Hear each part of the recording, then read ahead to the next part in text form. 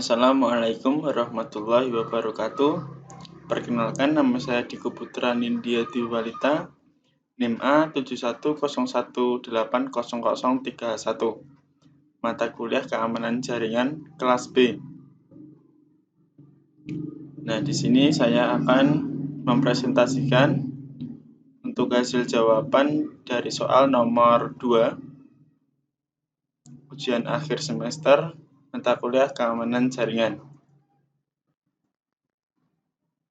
Nah, setelah kita membahas mengenai resiko keamanan dari sebuah perusahaan, di sini kita akan membahas mengenai kebijakan keamanan atau langkah apa yang akan diambil untuk meminimalisir resiko keamanan tersebut agar data perusahaan tersebut aman. Nah, sebelumnya, semua organisasi memiliki kebutuhan untuk menjaga agar sumber daya informasi mereka aman. Kalangan industri telah lama menyadari kebutuhan untuk menjaga keamanan dari para kriminal komputer, dan sekarang pemerintah telah mempertinggi tingkat keamanan sebagai salah satu cara untuk memerangi terorisme. Isu-isu utama mengenai keamanan versus ketersediaan serta keamanan versus hak pribadi harus diatasi.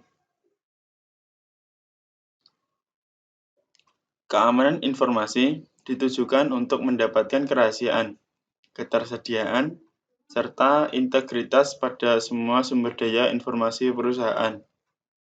Manajemen keamanan informasi terdiri atas pelindungan harian yang disebut manajemen keamanan informasi dan persiapan operasional setelah suatu bencana yang disebut dengan manajemen keberlangsungan bisnis. Nah, kebijakan keamanan informasi. Suatu kebijakan keamanan harus ditetapkan untuk mengarahkan ke seluruh program. Perusahaan dapat menerapkan keamanan dengan pendekatan yang bertahap. Di antaranya, fase pertama, inisial proyek, membentuk sebuah tim untuk mengawas proyek kebijakan keamanan tersebut. Fase 2, penyusunan kebijakan, berkonsultasi dengan semua pihak yang berminat dan terpengaruh. Fase ketiga atau fase 3, konsultasi dan persetujuan, berkonsultasi dengan manajemen untuk mendapatkan pandangan mengenai berbagai persyaratan kebijakan. Fase 4, kesadaran dan edukasi, melaksanakan program pelatihan kesadaran dan edukasi dalam unit-unit organisasi. Fase 4, penyebarluasan kebijakan. Kebijakan ini disebarluaskan ke seluruh unit organisasi, di mana kebijakan tersebut dapat diterapkan. Nah, kalau yang tadi merupakan resiko pada yang nomor 1, kali ini kita akan membahas mengenai apa yang harus dilakukan oleh suatu perusahaan supaya data tersebut aman. Yang pertama tadi dari data security, administration, dan control. Kebijakan keamanan yang diambil yaitu pada kerahasiaan data, informasi yang diperbolehkan diakses di cloud harus diidentifikasi dan diklasifikasikan secara tepat. Penyedia layanan cloud computing harus membuktikan kepada pelanggan terhadap efektivitas pengendalian privasi data.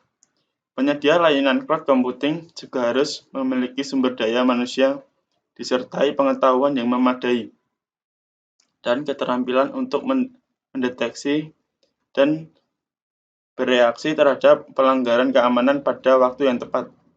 Audit pihak ketiga harus dilakukan secara berkala untuk memantau penyedia layanan cloud terhadap persyaratan yang ditetapkan, standar, prosedur, dan kebijakan untuk memastikan bahwa tidak ada perubahan besar terhadap prosedur standar atau kebijakan layanan. Nah, selanjutnya kebijakan keamanan yang diambil pada kontrol terhadap data.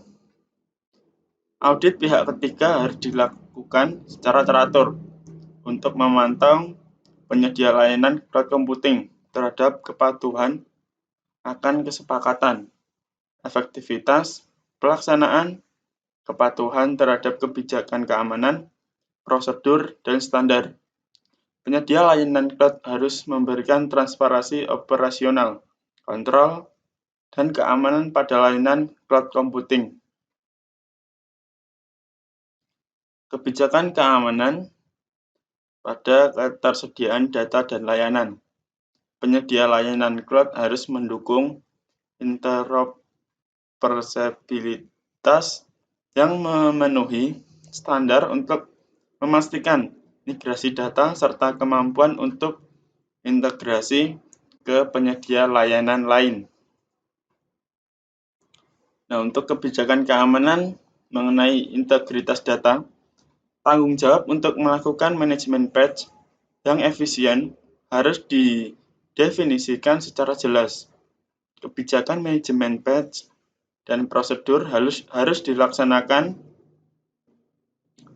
Pertimbangan patch virtual dan layanan manajemen patch secara otomatis. Untuk kebijakan keamanan enkripsi data, harus dilakukan metode kontrol dan manajemen kriptografi baik dalam perjalanan data maupun pada penyimpanan. Nah, pada logical access, kebijakan keamanannya, profil pengguna terpercaya harus ditetapkan berdasarkan definisi peran dan klasifikasi informasi, memastikan pelaksanaan dan kepatuhan terhadap kebijakan keamanan. Browser yang digunakan klien untuk mengakses aplikasi cloud belum sepenuhnya aman. Oleh karena itu, harus dipastikan integrasi yang kuat antara keamanan data di sisi server dan framework di klien, autentikasi yang memadai, manajemen identitas, kepatuhan dan akses menggunakan tools keamanan harus dilaksanakan dan secara teratur dimonitor. Pastikan bahwa transparansi tingkat tinggi pada service provider dinegosiasikan, didokumentasikan dalam SLA, dan secara resmi disepakati. Untuk network security, kebijakan keamanannya, adanya sebuah mesin virtual sebagai daerah pertahanan dan sebagai zona aman, sehingga perimeter keamanan yang dibuat hanya mencakup lingkungan mesin virtual tersebut. Untuk physical access, kebijakan keamanannya, keamanan jaringan yang bertingkat, dan kontrol enkripsi data. Nah, untuk physical access, kebijakan keamanannya, pastikan bahwa penyedia layanan cloud bersedia untuk menjalani audit eksternal dan sertifikasi keamanan, serta dapat memastikan kepatuhan terhadap standar. Penyedia layanan cloud harus membuktikan bahwa data, termasuk semua salinan dan backup, hanya disimpan di lokasi geografis yang diizinkan oleh kontrak formal, SLA atau peraturan. Kepatuhan terhadap kontrol harus dipastikan. Persyaratan khusus penggunaan lokasi data sesuai dengan lokasi hukum dan peraturan tertentu. Tata hukum dan peraturan yang secara resmi ditegakkan dan didokumentasikan dalam kebijakan. Mungkin itu saja untuk hasil jawaban dari soal nomor 2 yang telah saya kerjakan. Semoga jawaban saya sesuai dengan apa yang diharapkan dan mendapatkan hasil yang memuaskan. Kurang lebihnya saya mohon maaf. Wassalamualaikum warahmatullahi wabarakatuh.